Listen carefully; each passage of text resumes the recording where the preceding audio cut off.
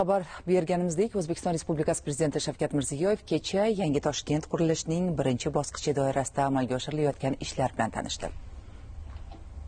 Ma'lumki, Yangi Toshkent shahriga 2023-yil 18-mart kuni tamal tosh qo'yilgan edi.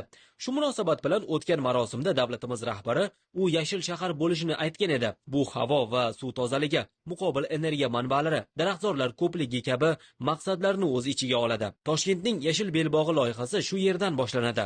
420 gektar maydonda markaziy bog' barpo etilib, 200 ming tup daraxt ekiladi. Buning uchun ish hozirdan boshlanib, 50 gektar maydonda ko'chatxona tashkil etilgan. Prezidentimiz shu yerda bo'lib navnihollarni ko'zdan kechirdi. Bo'lajak daraxtzorlarning landshaft dizayni, sug'orish va parvarishlash tizimi haqida ma'lumot berildi. Yangi shaharda tegishli vazirlik va idoralar ishini tashkil etish uchun vaqtinchalik ma'muriy binolar qurilmoqda. Prezidentimiz ulardagi sharoitlar bilan ham tanishdi. Hozirda yengil konstruksiyalardan 4 ta bino va yordamchi inshootlar barpo etilgan. Bunda to'liq mahalliy qurilish materiallaridan foydalanilgan. Ofislar open space uslubida bo'lib, har birida 250 nafargacha xodim faoliyat yuritishi mumkin. Joriy yil 3-aprel kuni Yangi Toshkent shahrida ilk inshootlar qurilishi boshlangan edi. Davlatimiz rahbari bu ulkan loyiha ilm va ta'lim maskanlaridan boshlanayotganiga urg'u berib, bular ma'rifatli jamiyat barpo etish g'oyamizning asosi va namunasi bo'ladi degan edi. Kecha prezidentimiz ushbu majmualar qurilishini borib ko'rdi. Shulardan biri O'zbekiston Milliy kutubxonasi. 4 qavatli majmua o'z nomiga mos milliy dizaynda bo'ladi. Jami 30 ming kvadrat metr maydonda bir paytning o'zida 1420 nafar kitobxonga sifatli xizmat ko'rsatiladi. Bu yerda kutubxona fondidagi adabiyotlarni munosib saqlash, sanoqdan o'tkazish, xavfsizlikni ta'minlash va sterilizatsiya qilishga mo'ljallangan maxsus asbob-uskunalar o'rnatiladi. Shuningdek, majmua ko'p funksional bo'ladi.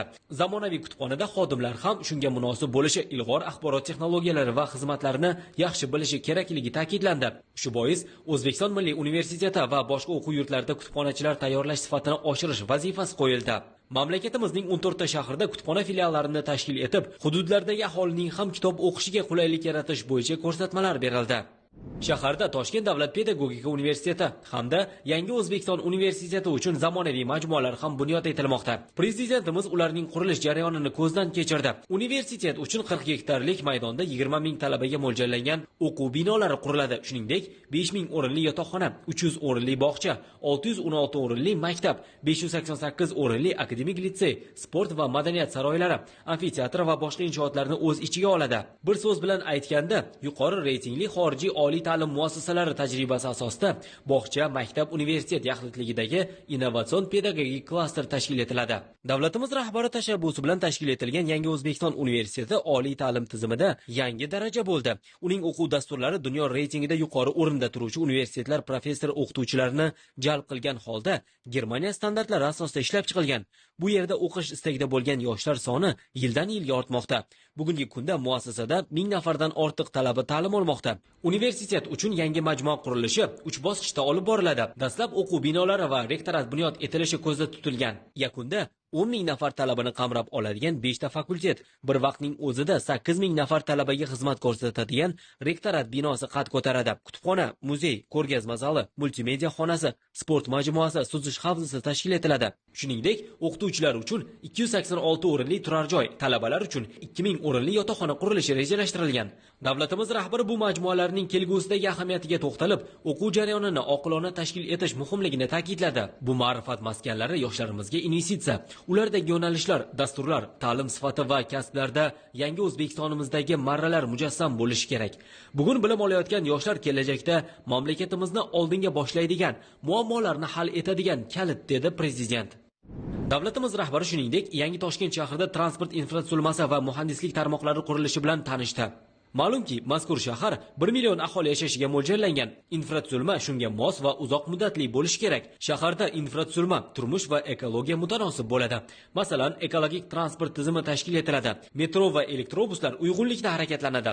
Transportlar qatnovi uchun 14 ta tunnel, 100 ming avtomobilga mo'ljallangan yer osti turargohlari quriladi. Piyodalar hamda velosipedchilarning to'siqsiz va xavfsiz harakatlanishi uchun keng qulaylik yaratiladi. Bugungi kunda bo'lajak chorahalardan birida ustunlar poydevorini qo'yish va gidrolizatsiya ishlari bajarilmoqda. Prezidentimiz bu jarayonni ko'zdan kechirdi. Kelajakni inobatga olib qurilishda yuqori sifatli va tashqi ta'sirlarga chidamli mahsulotlardan foydalanish bo'yicha tavsiyalar berildi. Shaharda zamonaviy urbanizatsiya talablari asosida aqlli texnologiyalar qo'llaniladi. Yurtimizda ilk bor 3 generatsiya stansiyasi quriladi. Oqa va suvlar ham zamonaviy texnologiyalar asosida qayta ishlanib, sug'orish va texnik maqsadlar uchun yo'naltiriladi. Davlatimiz rahbariga Yangi Toshkentning birinchi bosqichda ko'zda tutilgan loyihalar haqida ham axborot berildi. Auksion orqali sotuvga chiqarilgan yer uchastkalari g'oliblari o'zlarining investitsiyaviy loyihalarini taqdim etishdi.